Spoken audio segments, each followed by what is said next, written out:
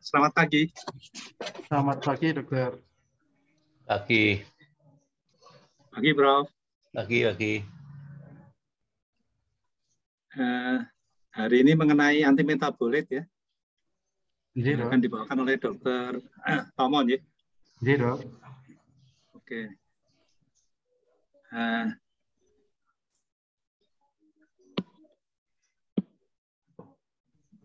Ya, sudah ada Prof, saya, Dokter Lukman. Oke. Ya. Kalau sudah siap, silakan dimulai, Dokter Tomo. Siap, Dokter. Terima kasih atas waktunya. Terima kasih, Prof. Teguh, Dokter Kunta, Dokter Lukman, izin membawakan presentasi tentang antimetabolit. Pada prinsipnya merupakan terapi sistemik, terapi anti kanker yang terdistribusi ke seluruh tubuh.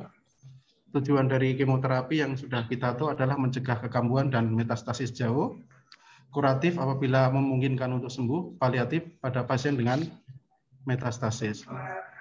Cara kerja kemoterapi, kanker mempunyai defek kemampuan repair DNA, sel sehat mempunyai kemampuan repair DNA yang efisien. Kemoterapi intermiten merusak baik sel sehat yang aktif bereplikasi dan sel kanker, tetapi sel kanker tidak dapat memperbaiki diri secara cepat. Kerusakan DNA yang berat menginduksi sel untuk mengalami apoptosis. Obat kemoterapi dibagi menjadi dua kelas berdasarkan kerjanya pada siklus sel, yaitu sel non-spesifik dan siklus sel spesifik. Pada siklus sel non-spesifik hanya aktif pada sel-sel yang membelah atau istirahat, efektif pada tumor besar, sering diberikan secara bolus. Contoh agennya adalah agen alkil, antitumor, antibiotik, nitrosporea, agen hormonal, dan procarbazin. Siklus sel yang spesifik hanya bekerja pada fase tertentu dalam siklus sel, efektif untuk tumor yang aktif membelah, sering diberikan secara infus kontinu, contoh antimetabolit, vinca alkaloid, asparaginase, dan dicarbazin. Pada pembahasan kali ini adalah antimetabolit. Antimetabolit merupakan suatu analog senyawa alami yang berperan pada pembentukan sintesis RNA dan DNA, bekerja kompetitif mengganti metabolit alami sehingga mengganggu proses seluler. Metabolisme purin, pirimidin pada penderita kanker itu jauh lebih tinggi daripada sel yang normal. Nah, antimetabolit ini adalah bahan yang menghambat pemakaian metabolit alami yang berguna untuk metabolisme sel, sintesis DNA dan protein. Karena mekanisme ini, antimetabolit lebih aktif pada fase S dan tidak ada atau hanya sedikit pengaruhnya pada fase G0. Dan antimetabolit lebih efektif melawan sel kanker dengan proliferasi tinggi. Antimetabolit bersifat cell cycle fase yang spesifik. Kalau kita lihat pembagiannya antimetabolit, itu dibagi menjadi 3 bagian. Yang pertama adalah antifolat atau folat analog. Yang kedua pirimidin analog. Yang ketiga adalah purin analog. Antifolat atau folat analog terdiri dari metrotrexat, pemetrexat, pralatrexat. Pirimidin analog yang sering kita pakai 5-FU, kapasitabin, TAS 102, sitarabin, gemcitabin. Kemudian purin analog 6 meptakopurin dan 6 TG, fludarabin, cladribin, dan clovarabin. Nah, purin dan pirimidin itu dibentuk dari suatu asam nukleat yang pembentukannya melalui proses seperti yang digambar ini, yang merupakan, kalau kita lihat ini ada gambar warna biru dan warna merah. Kalau kita lihat dari asam nukleat ini melalui peran enzim endonuklease akan menjadi oligonukleotid. Kemudian dengan enzim fosfodiesterase akan menjadi nukleosid monofosfat yang kemudian dengan peran nukleoside akan berubah menjadi fosforilase dan ribose 1 fosfat berikatan dengan ribose berikatan dengan 1 fosfat ini akan membentuk basa yang berubah menjadi purin dan pirimidin.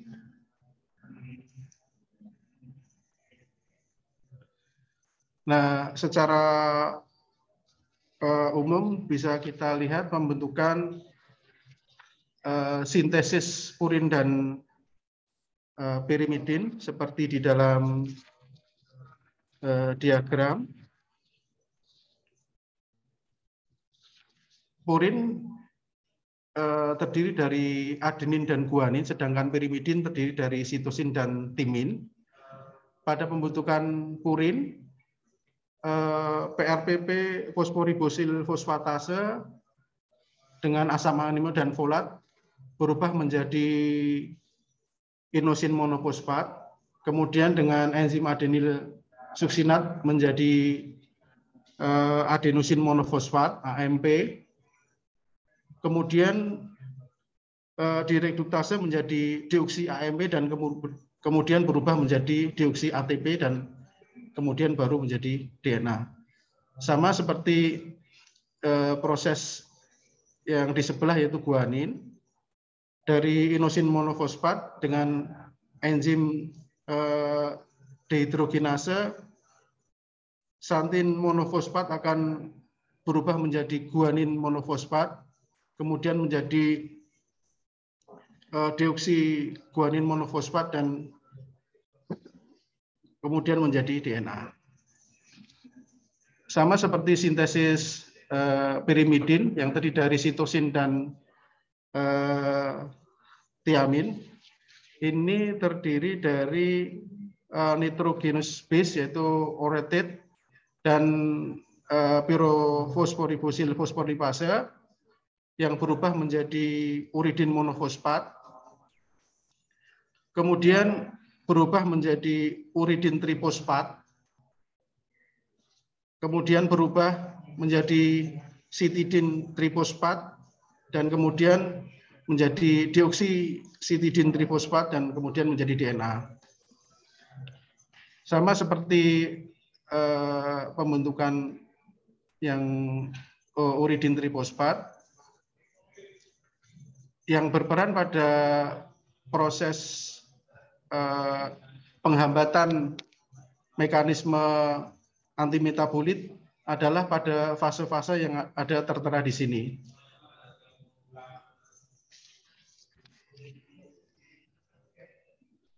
Kalau kita ringkas kelas, jenis obat dan mekanisme aksi serta mekanisme resistensi bisa kita lihat di sini, nanti kita jelaskan di pembahasan.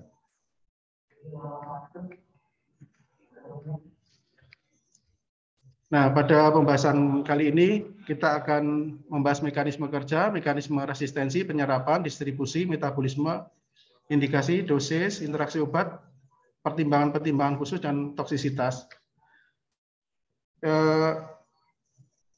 Pertama, metronidazat.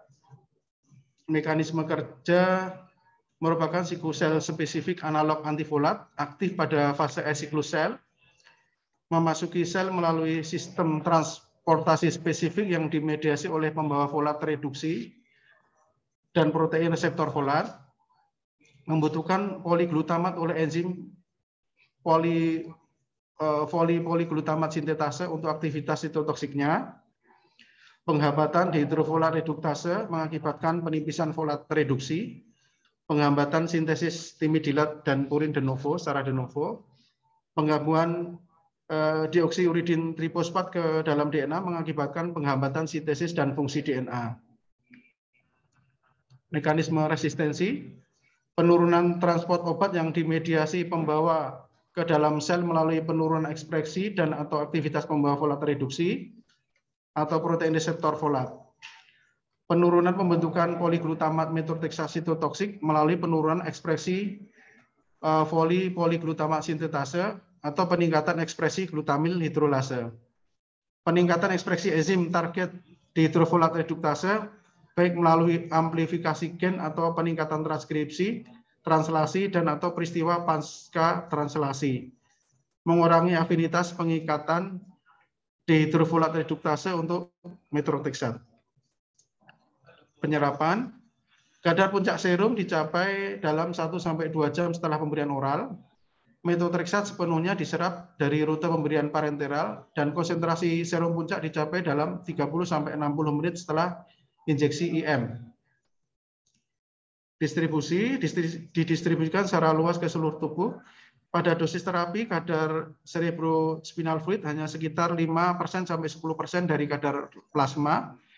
Methotrexate dosis tinggi menghasilkan konsentrasi terapeutik dalam cerebrospinal fluid, mendistribusikan ke dalam kumpulan cairan ruang ketiga seperti pada efusi pleura dan asites.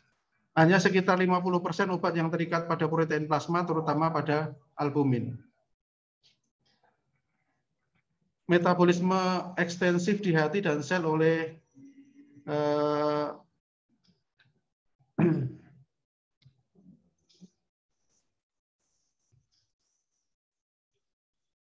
poliglutamat sintetase ke bentuk poliglutamat yang lebih tinggi, sekitar 10% sampai 20% obat induk dan 7 hidroksimetabolit dieliminasi dalam empedu dan kemudian direabsorpsi melalui sirkulasi enterohepatik.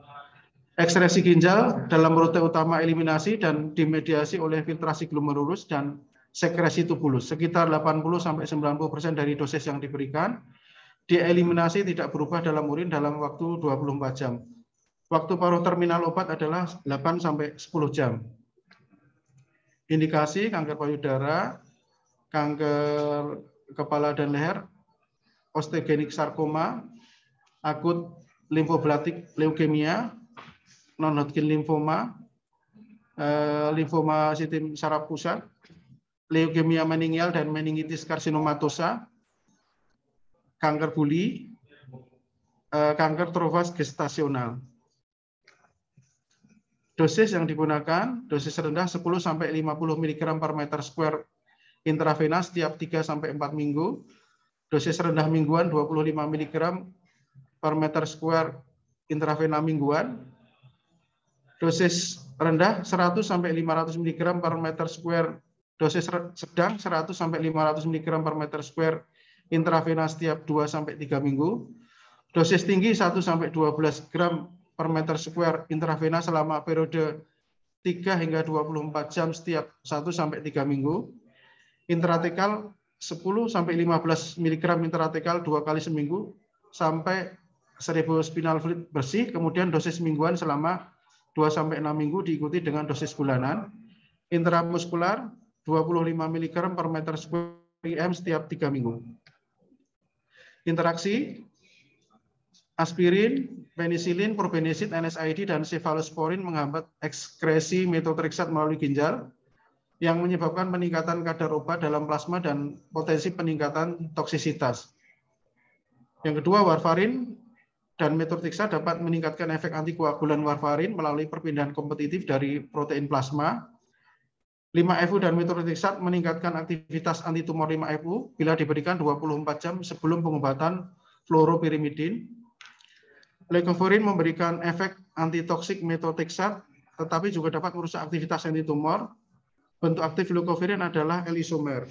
Leucovorin ini diberikan jika pemberian methotrexate ada indikasi toksisitas methotrexate dengan dosis 10-25 mg per meter square IV atau bisa diberikan IM, diberikan setiap 6 jam selama 72 jam. Pada pemberian leucovorin dengan renal compromise diberikan 150 mg per meter square per 3 jam.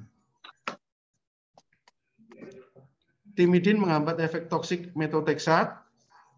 Suplemen asam folat dapat melawan efek antitumor methotrexate dan harus dihentikan selama terapi. Pompa proton inhibitor dapat mengurangi eliminasi methotrexate yang kemudian dapat menyebabkan peningkatan kadar methotrexate serum yang menyebabkan peningkatan toksisitas. Ini adalah masalah yang penting bagi pasien yang menerima methotrexate dosis yang tinggi. L-asparaginase menghambat aktivitas antitumor methotrexate. Pertimbangan khusus, gunakan dengan hati-hati pada pasien dengan fungsi ginjal abnormal. Dosis harus dikurangi secara proporsional dengan clearance kreatinin. Penting untuk mendapatkan clearance kreatinin dasar dan untuk memantau status ginjal selama terapi. Anjuran pasien untuk menghentikan suplemen asam folat selama terapi karena dapat menghilangkan efek antitumor methotrexate. Pantau darah lengkap setiap minggu dan lebih sering dengan terapi dosis tinggi pada terapi dosis tinggi. Gunakan dengan hati-hati pada pasien dengan penggunaan pengumpulan cairan ruang ketiga seperti infusi, pleura, dan asites karena waktu paruh methotrexate diperpanjang yang menyebabkan peningkatan toksisitas klinik. Gunakan hati-hati pada pasien dengan status kanker kandung kemih atau CA-BULI pasca kistektomi dan ileal conduit karena mereka berisiko tinggi menunda eliminasi methotrexate dan toksisitas berikutnya.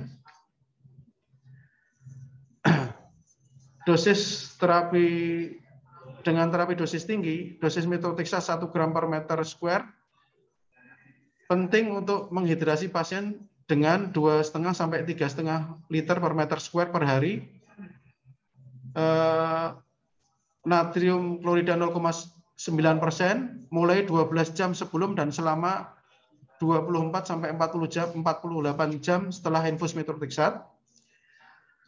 Natrium bikarbonat harus dimasukkan ke cairan IV untuk memastikan bahwa pH urin lebih besar dari 7 pada saat infus obat dan idealnya hingga 48 sampai 72 jam setelah obat diberikan. Kadar methotrexate dalam darah harus dipantau pada pasien yang menerima terapi dosis tinggi, pasien dengan disfusi ginjal dengan clearance kreatinin kurang dari 60 ml per menit, dan pasien yang telah mengalami toksisitas berlebihan dengan pengobatan sebelumnya dengan methotrexate. Dengan dosis tinggi, kadar methotrexate dalam darah harus dipantau setiap 24 jam, mulai 24 jam setelah infus methotrexate. Leucovorin atau L-leucovorin, isomer aktif leucovorin harus dimulai 24 jam setelah infus obat dan harus dilanjutkan sampai tingkat obat methotrexate kurang dari 50 nanomol atau 5 kali 10 min 8 milimol. Glukarbidase diindisikan untuk pengobatan konsentrasi methotrexate plasma toksik lebih dari 1 milimol pada pasien dengan clearance obat yang tertunda karena gangguan fungsi ginjal. Pasien harus diinstruksikan untuk berbaring miring setidaknya selama 1 jam setelah pemberian methotrexate intratekal. Ini akan memastikan pengiriman obat yang memadai ke seluruh cerebrospinal fluid. Pemberian methotrexate intratekal dapat menyebabkan myelosupresi dan atau mukositis karena kadar terapeutik dalam darah dapat dicapai. Overdosis methotrexate dapat diobati dengan leucovorin, L-leucovorin dan atau timidin. Leucovorin tadi diberikan dosis 10 sampai 25 mg per meter square IV atau IM tiap 3 jam untuk sampai dengan 72 jam dengan renal incompromise 150 mg per meter square tiap 3 jam. Anjuran pasien untuk menghindari paparan sinar matahari selama minimal 1 bulan setelah terapi. Peringatan pasien tentang minuman berkarbonasi karena dapat meningkatkan keasaman urin yang mengakibatkan gangguan eliminasi obat dan pada menyusui harus dihindari. Pada pasien menyusui harus dihindari.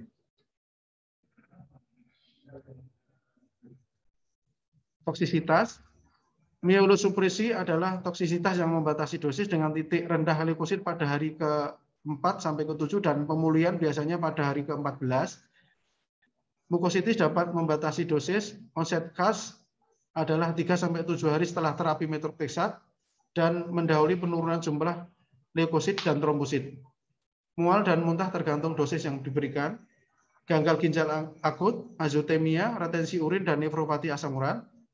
Toksisitas ginjal dihasilkan dari pengendapan methotrexate intratubular dan metabolitnya. Methotrexate sendiri juga dapat memberikan efek toksik langsung pada tubulus ginjal. Peningkatan transaminase serum dan bilirubin sementara dapat diamati dengan terapi dosis tinggi biasanya terjadi dalam 12 sampai 24 jam pertama setelah dimulainya infus dan kembali normal dalam 10 hari. Pneumonitis ditandai dengan demam, batuk, infiltrat paru, interstisial.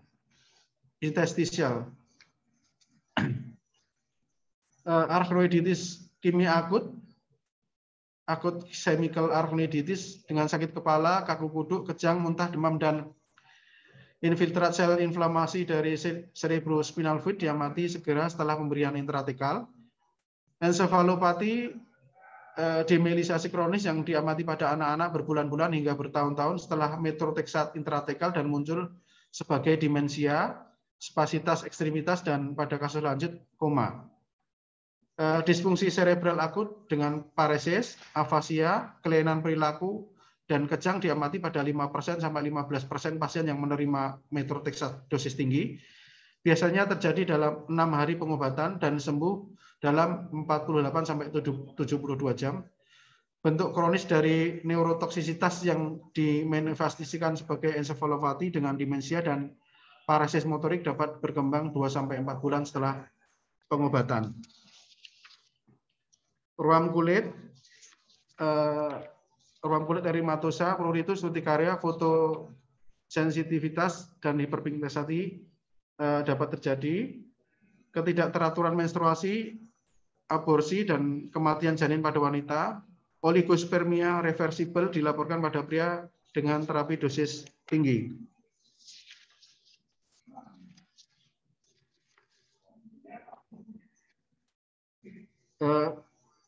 Sekarang ke 5 fluorourasil atau 5FU. Mekanisme kerja merupakan analog fluoropirimidin, bekerja pada siklus sel spesifik dengan aktivitas fase S, membutuhkan aktivasi untuk membentuk metabolit sitotoksik, menghambat target enzim timidilat sintase oleh metabolit 5FU, dan fluorodioksiuridin monofosfat. Penggabungan fluorouridin trifosfat metabolit 5FU ke dalam RNA menghasilkan perubahan dalam pemrosesan RNA dan atau penerjemahan mRNA. Penggabungan metabolit 5FU fluorodioksiuridin trifosfat ke dalam DNA mengakibatkan penghambatan sintesis dan fungsi DNA. Penghambatan timidilat sintetase menyebabkan akumulasi dioksiuridin monofosfat, mengakibatkan penghambatan sintesis dan fungsi DNA.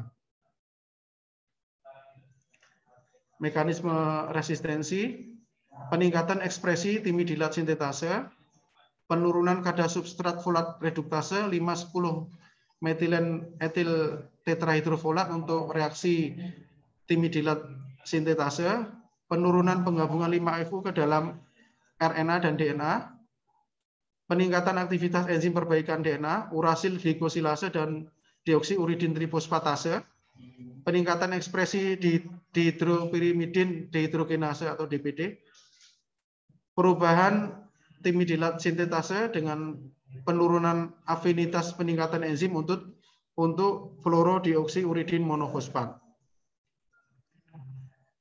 Penyerapan diberikan hanya melalui rute intravena karena menyebabkan penyerapan oral bervariasi dan tidak menentu. Distribusi, setelah pemberian intravena, 5FU didistribusikan secara luas ke jaringan dengan konsentrasi tertinggi di mukosa gastrointestinal, sumsum tulang, dan hepar, menembus ke dalam kumpulan cairan ruang ketiga, melintasi sawar darah otak, dan mendistribusikan ke cerebrospinal fluid dan jaringan otak. Pengikatan pada protein plasma belum diteliti dengan baik. Metabolisme mengalami metabolisme enzimatik yang ekstensif secara intraseluler menjadi metabolit sitotoksik. Katabolisme menyumbang lebih dari 85% dari metabolisme obat.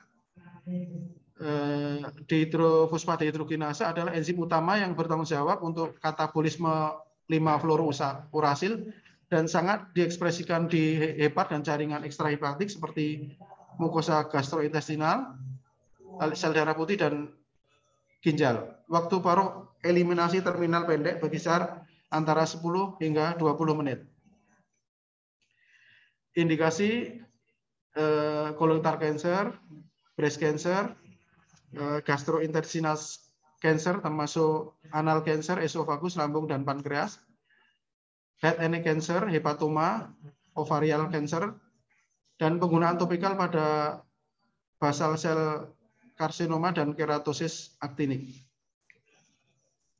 Dosis yang diberikan, jadwal bulanan bolus 425 sampai 450 mg per meter square intravena pada hari pertama sampai kelima setiap 28 hari. Jadwal mingguan bolus 500 sampai 600 mg per meter square intravena setiap minggu selama 6 minggu hingga setiap 8 minggu. Infus 24 jam dengan dosis 2.400 sampai 2.600 mg per meter square intravena setiap minggu. Infus 96 jam 800 sampai 1.000 mg per meter square per hari intravena. Infus 120 jam 1.000 mg per meter square per hari intravena pada hari pertama sampai kelima setiap 21 sampai 28 hari. Infus kontinu berkepanjangan 200 sampai 400 mg per meter square per hari intravena.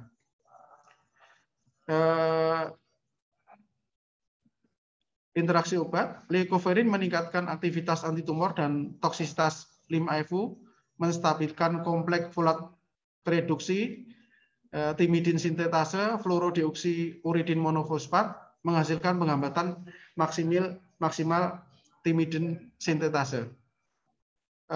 Methotrexat, trimethotrexat, analog antifolat meningkatkan pembentukan metabolit nukleotida 5-FU bila diberikan 24 jam sebelum 5-FU. Timidin penghambat efek toksik yang diperantari oleh timidilat sintetase dan DNA dari 5-FU. Fistonoridin, uridin triasetat mengurangi efek toksik 5-FU. Pertimbangan khusus pemberian 5-FU. Penyesuaian dosis tidak diperlukan pada pasien dengan disfungsi hati atau ginjal ringan sampai sedang, namun pasien harus dipantau secara ketat karena dapat meningkatkan risiko toksisitas. Kontraindikasi pada pasien dengan depresi sumsum tulang, status gizi buruk, infeksi, penyakit jantung iskemik atau riwayat infak miokard dalam 6 bulan terakhir. Pasien harus dimonitor secara ketat untuk mukositis dan atau diare karena ada peningkatan potensi dehidrasi, ketidakseimbangan cairan dan infeksi. Pasien lanjut usia memiliki risiko tinggi terhadap toksisitas gastrointestinal. Pasien yang mengalami mielosupresi derajat 3 atau 4 yang tidak terduga, toksisitas gastrointestinal dan atau toksisitas neurologis dengan inisiasi terapi mungkin memiliki defisiensi dihidrofosfat dehidrogenase yang mendasari terapi harus segera dihentikan. Mielosupresi ini dibagi menjadi 4 derajat. Bisa kita lihat dari anemia atau tidak, neutropenia atau tidak, terus kemudian trombositopenia atau tidak. Pada grade 1 itu disebut mild, grade 2 disebut moderate, grade 3 disebut severe, dan grade 4 itu life threatening atau disable. Bisa kita lihat monitor dari kadar Hb, neutrofil, dan trombositnya.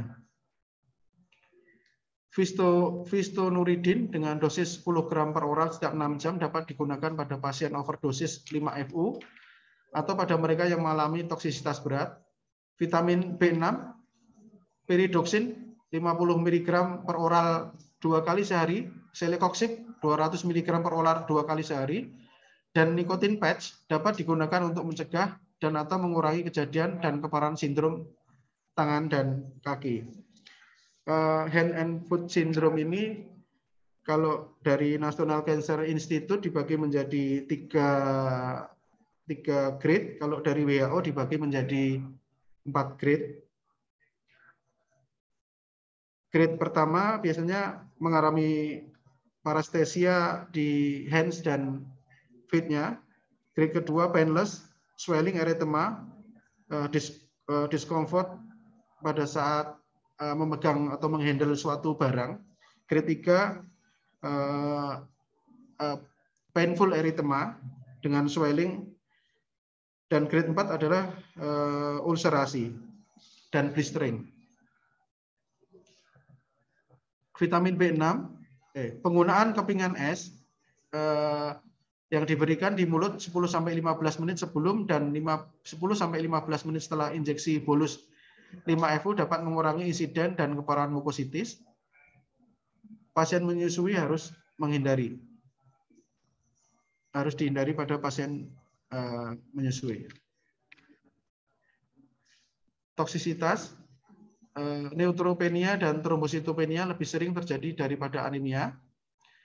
Mukositis dan atau diare dengan membatasi dosis untuk jadwal infus, mual dan muntah ringan jarang terjadi. Palmar plantar erythrodysesthesia ditandai dengan kesemutan, mati rasa, nyeri, eritema, kekeringan, ruam, pembengkakan, peningkatan pigmentasi, perubahan kuku, pruritus pada tangan dan kaki, dan atau desquamasi. Toksisitas neurologis dimanifestasikan oleh mengantuk, kebingungan, kejang, ataksia cerebral, dan jarang terjadi ensefalopati. Gejala jantung berupa nyeri dada, perubahan EKG, dan peningkatan enzim serum, kejadian langka tetapi meningkatkan risiko pada pasien dengan riwayat penyakit jantung iskemik sebelumnya. Blefaritis, stenosis saluran air mata, konjungtivitis akut dan kronis, kulit kering, fotosensitivitas dan pigmentasi pada vena yang diinfuskan sering terjadi, rasa logam di mulut selama injeksi bolus intravena. Kemudian ke capecitabin, mekanisme kerja, aktivasi kebentuk sitotoksik dalam proses kompleks yang melibatkan 3 langkah enzimatik yang berurutan. Di metabolisme di hepar menjadi 5-deoksifluorositidin oleh enzim karboksil esterase dan kemudian menjadi 5-deoksifluorouridin reduktase oleh sitidin deaminase yang ditemukan di liver dan jaringan tumor. Selanjutnya diubah menjadi 5-FU oleh enzim timidin fosforilase yang diekspresikan dalam kadar yang lebih tinggi pada tumor dibandingkan jaringan normal. Terjadi penghambatan target enzim timidilat sintase oleh metabolit 5-FU fluorodeoksiuridin monofosfat.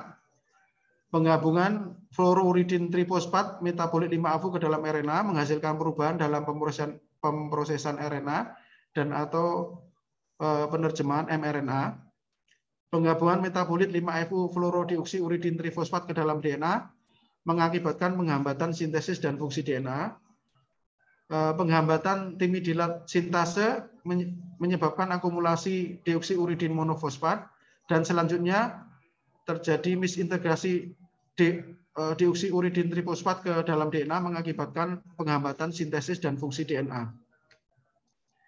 Mekanisme resistensi, peningkatan ekspresi timidilat sintetase, penurunan kadar substrat folat reduksi 5,10 metilan tetrahidrofolat, penurunan penggabungan 5-FU ke dalam RNA dan DNA, peningkatan aktivitas enzim perbaikan DNA, urasil, glikosilase, dan deoksiuridin trifosfatase, peningkatan ekspresi dihidropirimidin dehidrogenase, perubahan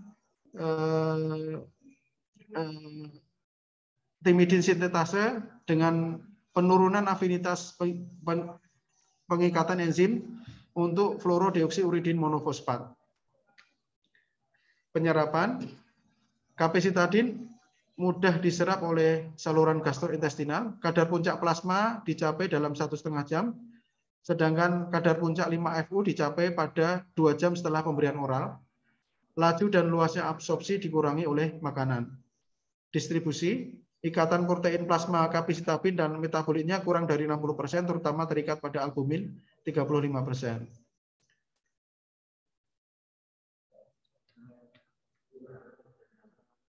Metabolisme,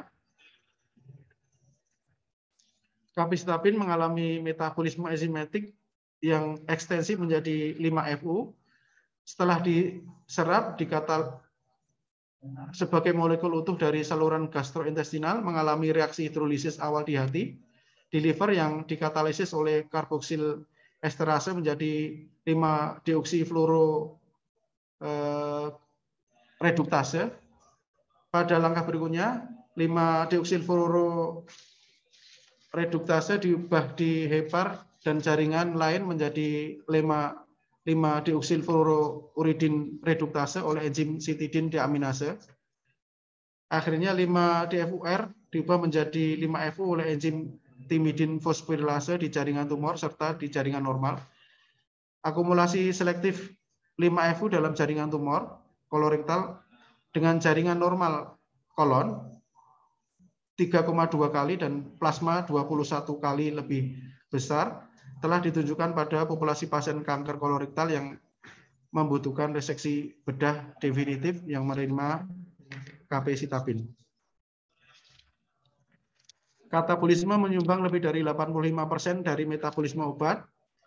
Tridopyrimidin dehidrogenase adalah enzim utama yang bertanggung jawab untuk katabolisme 5-FU dan terdapat di liver dan jaringan ekstrahepatik seperti mukosa gastrointestinal, leukosit, dan ginjal. Lebih dari 90% dari dosis obat yang diberikan dan metabolitnya dibersihkan di dalam urin. Metabolit utama yang diekspresikan di dalam urin adalah fluorobeta-alanin. Sekitar 3% dari dosis yang diberikan diekspresikan dalam urin sebagai obat yang tidak berubah. Waktu paruh eliminasi capecitabine adalah 45-60 menit. Indikasi metastatic breast cancer disetujui FDA bila digunakan dalam kombinasi dengan docetaxel untuk pengobatan pasien dengan kanker payudara metastatik setelah kegagalan kemoterapi yang mengandung antrasiklin sebelumnya. Kanker payudara metastatik juga disetujui FDA sebagai monoterapi pada pasien yang refrakter terhadap kemoterapi berbasis paclitaxel dan antrasiklin atau ketika terapi antrasiklin dikontraindikasikan. Colorectal cancer metastatik, fluoropyrimidin disetujui FDA sebagai terapi lini pertama. Colorectal cancer stadium 3, fluoropyrimidin disetujui FDA sebagai terapi adjuvan. Aktivitas klinis pada kanker lambung, kanker gastroesofagus, dan kanker gastrointestinal lainnya. Dosis yang dianjurkan, dosis anjuran adalah 1.250 mg per meter square per oral 2 kali sehari selama 2 minggu dengan istirahat 1 minggu. Untuk terapi kombinasi, capecitabine dalam kombinasi dengan docetaxel. Dengan docetaxel diberikan dosis 75 mg per meter square hari pertama dari siklus 21 hari. Dapat menurunkan dosis capecitabine menjadi 850 sampai dengan 1000 mg per meter square 2 kali sehari pada hari 1 sampai 14 untuk mengurangi risiko toksisitas. Jadwal pemberian dosis alternatif untuk monoterapi capecitabine adalah 1250 sampai 1500 mg per meter square per oral 2 kali sehari selama 1 minggu dan 1 minggu off dapat ditoleransi dengan baik. Capecitabine harus digunakan pada dosis yang rendah, yang lebih rendah, 850 sampai 1000 mg per meter square 2 kali sehari pada hari 1 sampai 14 bila digunakan dalam kombinasi dengan agen sitotoksik lain seperti oksaliplatin. Interaksi obat. Interaksi capecitabine warfarin. Pasien yang menerima capecitabine dan terapi antikulan turunan kumarin atau warfarin secara bersamaan harus memiliki parameter koagulasi PT dan INR yang sering dipantau untuk menyesuaikan dosis antikulan yang sesuai. Perubahan parameter koagulasi dan atau perdarahan termasuk kematian telah dilaporkan pada pasien yang menggunakan capecitabine secara bersamaan dengan antikoagulan turunan kumarin seperti warfarin. Peningkatan signifikan secara klinis pada PT dan INR pada pasien yang distabilkan pada antikoagulan pada saat capecitabine diberikan. Peristiwa ini terjadi pada beberapa hari dan sampai beberapa bulan setelah memulai terapi capecitabine dan dalam beberapa kasus dalam waktu 1 bulan setelah dihentikan capecitabine. Peristiwa ini terjadi pada pasien dengan atau tanpa metastasis hepar. Usia 60 tahun ke atas dan diagnosis kanker secara independen menjadi predisposisi pasien terhadap peningkatan risiko koagulopati. Penggunaan bersama antasida yang mengandung aluminium hidroksida atau magnesium hidroksida dapat meningkatkan bioavailabilitas capecitabine sebesar 16% sampai 35%. Phenytoin dan capecitabine dapat meningkatkan kadar phenytoin dalam darah dan selanjutnya toksisitas phenytoin. Penyesuaian dosis phenytoin mungkin diperlukan. Leucovorin meningkatkan aktivitas antitumor dan toksisitas capecitabine. Pertimbangan khusus pemberian capecitabine. Capecitabine harus diminum dengan segelas air dalam waktu 30 menit setelah makan. Kontraindikasi pada pasien yang hipersensitif terhadap 5-FU.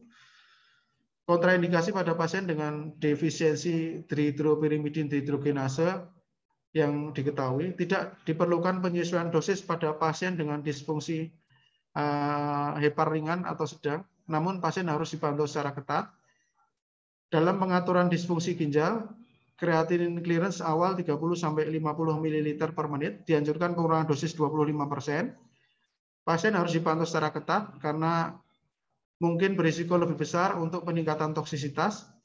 Kontraindikasi pada pasien dengan gangguan ginjal berat dengan creatinine clearance kurang dari 30 ml per menit. Pasien harus dipantau untuk diare dan gejala sisa yang terkait termasuk dehidrasi, ketidakseimbangan cairan, dan infeksi. Pada pasien usia lanjut lebih dari 80% sangat rentan terhadap toksisitas gastrointestinal dari capecitabine. Diare sedang sampai berat merupakan indikasi untuk menghentikan terapi segera. Dosis selanjutnya harus dikurangi. Pertimbangan khusus nomor 7, terapi obat harus segera dihentikan pada hiperbilirubinemia derajat 2-4 sampai resolusi lengkap atau penurunan intensitas ke derajat 1. Terapi obat harus segera dihentikan jika ada efek samping derajat 2 atau lebih tinggi sampai resolusi lengkap atau penurunan intensitas ke tingkat 1. Pengobatan harus dilanjutkan pada 75% dari dosis awal untuk toksisitas tingkat 2 atau 3. Untuk toksisitas tingkat 4, jika memilih untuk melanjutkan pengobatan harus dilanjutkan pada 50% dari dosis awal. Pasien yang mengalami mielosupresi derajat 3 atau 4 yang tidak terduga, toksisitas gastrointestinal, dan atau toksisitas neurologis pada permulaan terapi mungkin memiliki defisiensi dihidropyrimidin dehidrogenase yang mendasari, terapi harus segera dihentikan. Vitamin B6, pyridoxine 50 mg per oral 2 kali sehari, dapat digunakan untuk mencegah atau mengurangi insiden dan keparahan sindrom tangan dan kaki. Dosis dapat ditinggalkan menjadi 100 mg per oral 2 kali sehari jika gejala tidak hilang dalam waktu 3-4 hari. Silikosip dengan dosis 200 mg per oral 2 kali sehari mungkin efektif dalam mencegah dan atau mengurangi insiden keparahan sindrom tangan kaki. Patch nikotin dosis rendah juga terbukti efektif. Pada pasien dengan sindrom tangan kaki, kulit yang terkena harus terhidrasi dengan baik menggunakan pelembab. Instruksikan pasien untuk merendam tangan dan kaki yang terkena dengan air dingin hingga hangat selama 10 menit. Kemudian oleskan petroleum jelly ke kulit yang basah menggunakan salep atau salep yang mengandung lanolin seperti emollient back balm atau bisa membantu.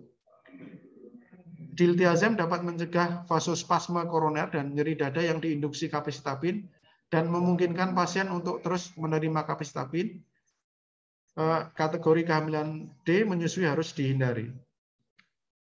Toksisitas yang pertama, diare membatasi dosis diamati pada hingga 55 pasien, mirip dengan toksisitas gastrointestinal yang diamati dengan 5-FU yang terus-menerus, mukositis, kehilangan nafsu makan, dan dehidrasi. Dr. Tomo, Ya, kelihatannya banyak pengulangan ini ya. Ini tadi kayaknya sudah ya, disebut di depan, ada ya, sindrom tangan kaki. Ya, jangan diulang-ulang, nanti terlalu panjang dan tidak siap, efisien. Dok. Ya, Dok. Toksisitas juga meningkatkan bilirubin serum, mielosupresi, toksisitas neurogenik, dan dapat terjadi gangguan pada jantung.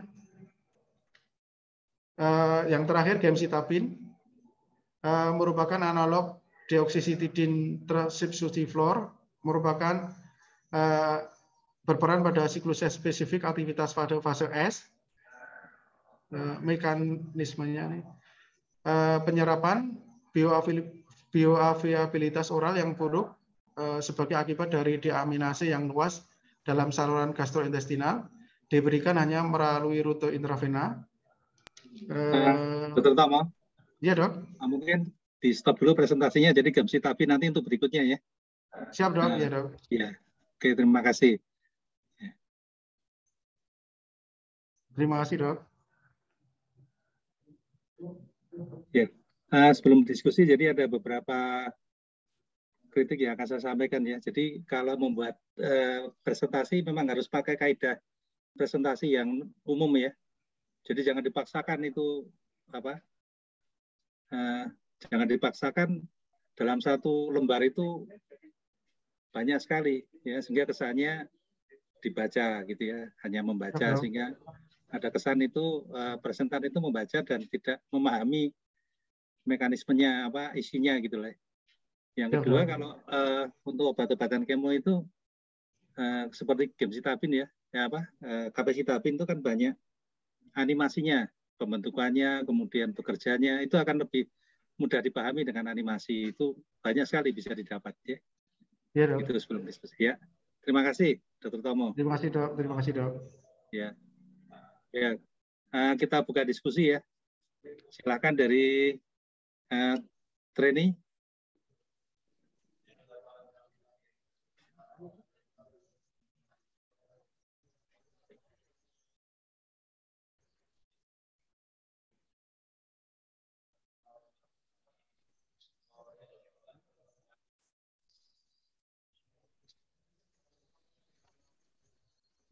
Dari trainee ada pertanyaan?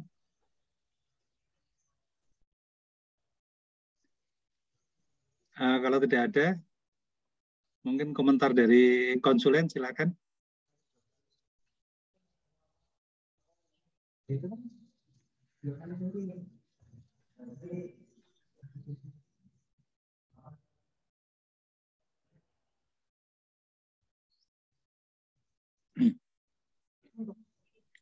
Iya, kalau belum ada dari konsulen, saya yang akan menanyakan ya. Jadi ini kan antimetabolit ini kan dibagi ini 4 ya. Kemudian ada MTX, 5-FU, gemcitabin, dan purin analog ya. Nah yang dari 4 ini yang sering kita pakai kan MTX sama kapasitabin ya. Gemcitabin kita pakai tapi jarang. Nah, untuk MTX tadi apakah sediaan yang tablet sudah dibahas atau belum?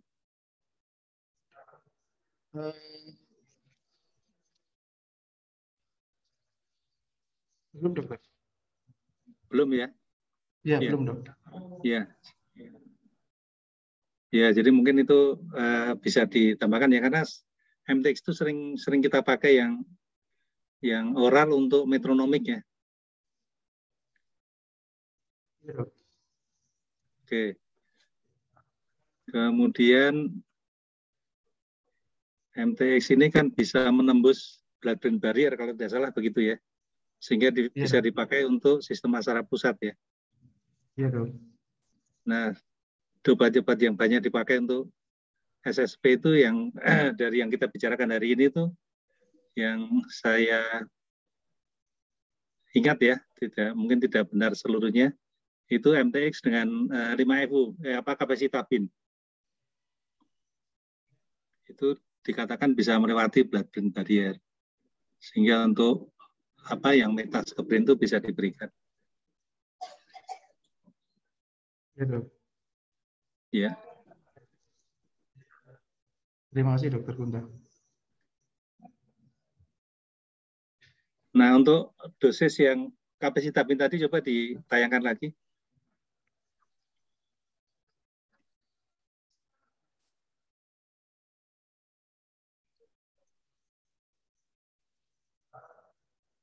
Ya, ini dosisnya kan 1.250 mg per meter square ya.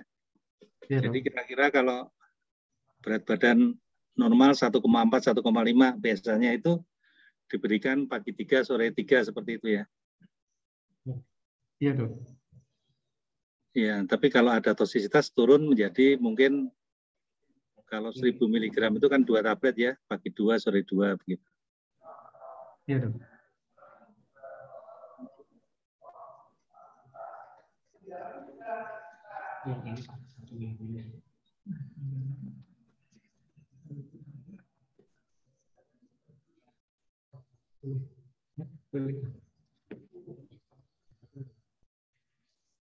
Ya, monggo dari konsulen lain, ada Dr. Darwito, ada Dr. Lukman, Dr. Warjo, Prof. Teguh. Saya mau tanya itu. Makasih. Ya, Prof. Oh, monggo.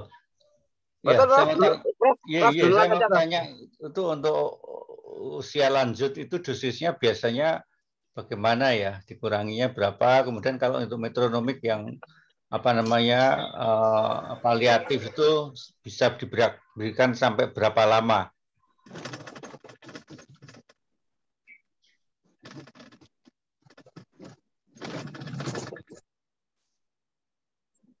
Itu tadi pertanyaan saya. Dr. Tomo bisa menjawab? Jadi kalau usia lanjut, dosisnya bagaimana? Kemudian untuk yang metronomik itu diberikan sampai kapan gitu? Makasih ya Prof. J. Iya.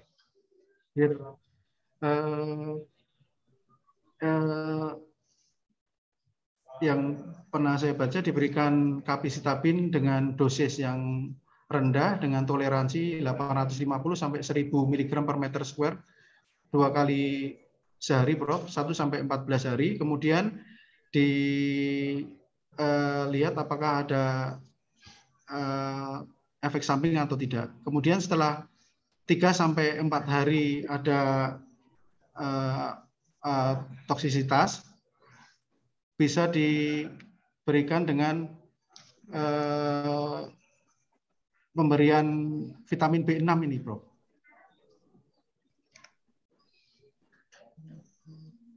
Dengan dosis spiridoksin 50 mg per oral 2 kali sehari dan bisa ditingkatkan menjadi 100 mg per oral 2 kali sehari jika keluhan pada pasien tidak menghilang dalam waktu 3 sampai 4 hari, Prof.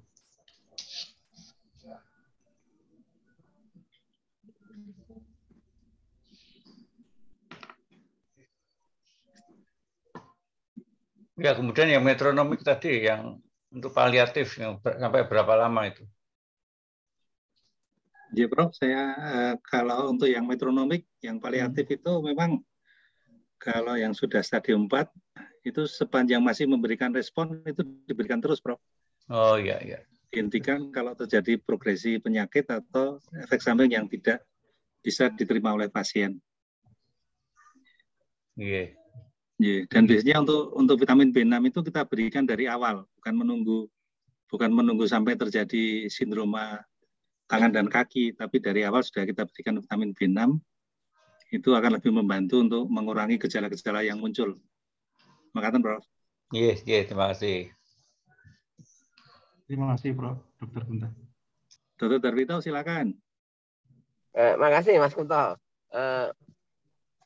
Mau tanya sama Pak Utomo, artinya kan gini ya, artinya ke depan itu kan sekarang pun sama ya, artinya untuk digestif itu biasanya kan konsulnya ke kita atau bisa juga ke penyakit dalam artinya home. Tapi ini adalah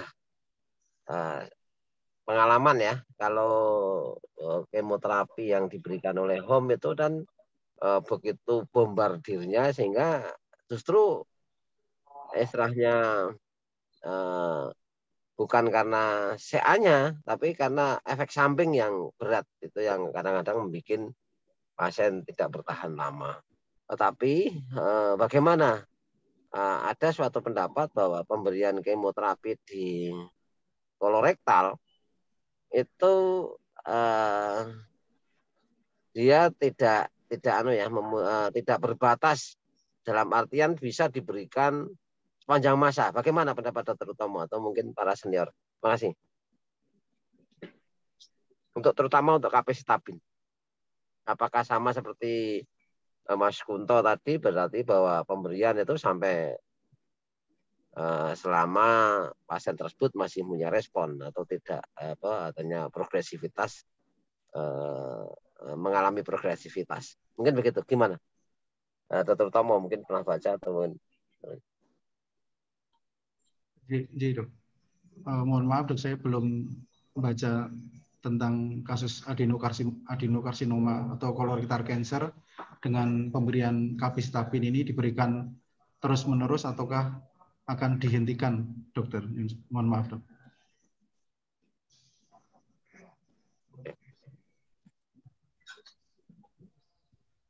Kalau dari Dr. Darwito sendiri bagaimana dok? Kalau yang untuk paliatif itu misalnya untuk seakolon yang meta ke paru atau ke liver?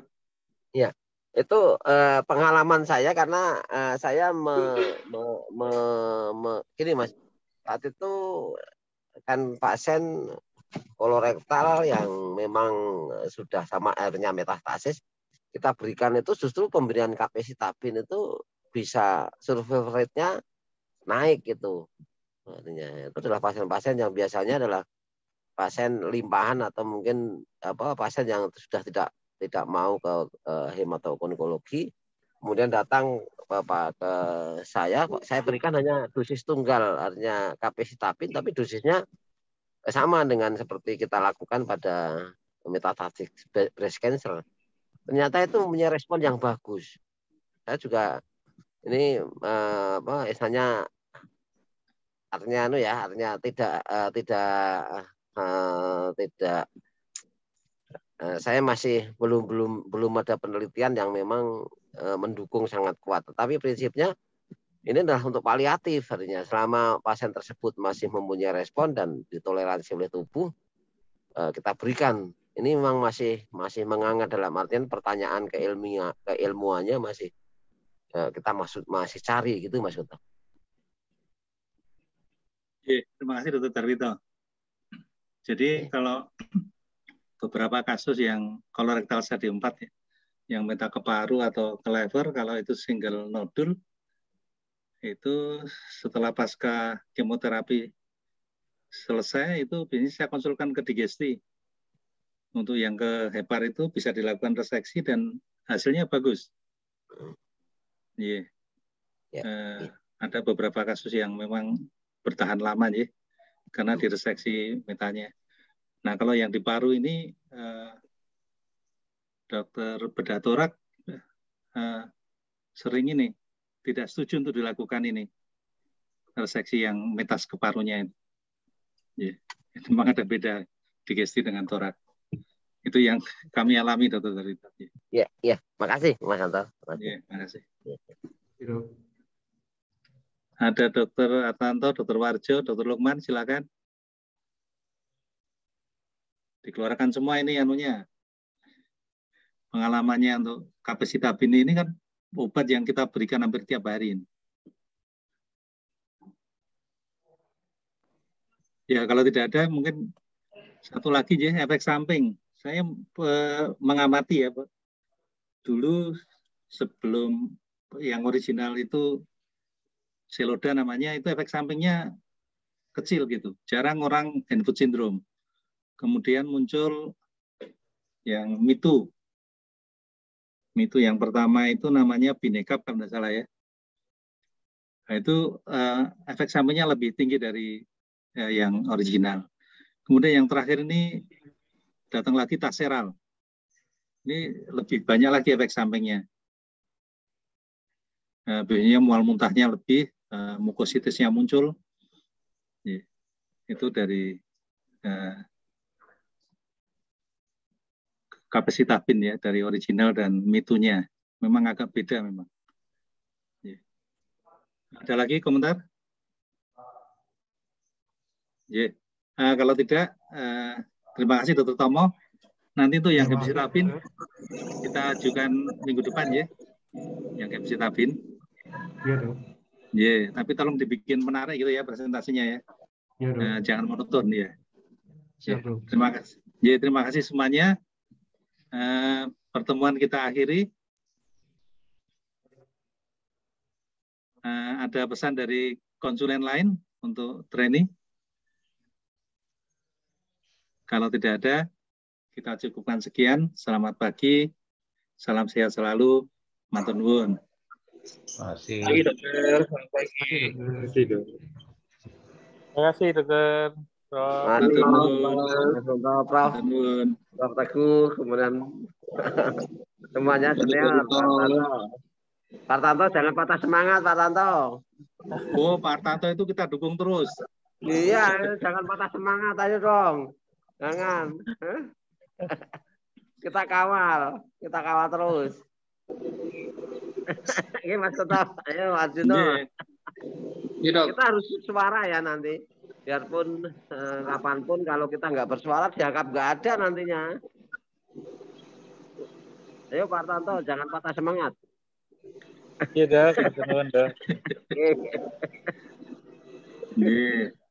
Salam sehat, Mas Kuto, Prof. Teguh, Pak Tanto, Pak Arjo, Pak Juno, teman-teman. Ayo kapan ke RSA, Pak Lukman sama Pak Tanto? Iya, Dok.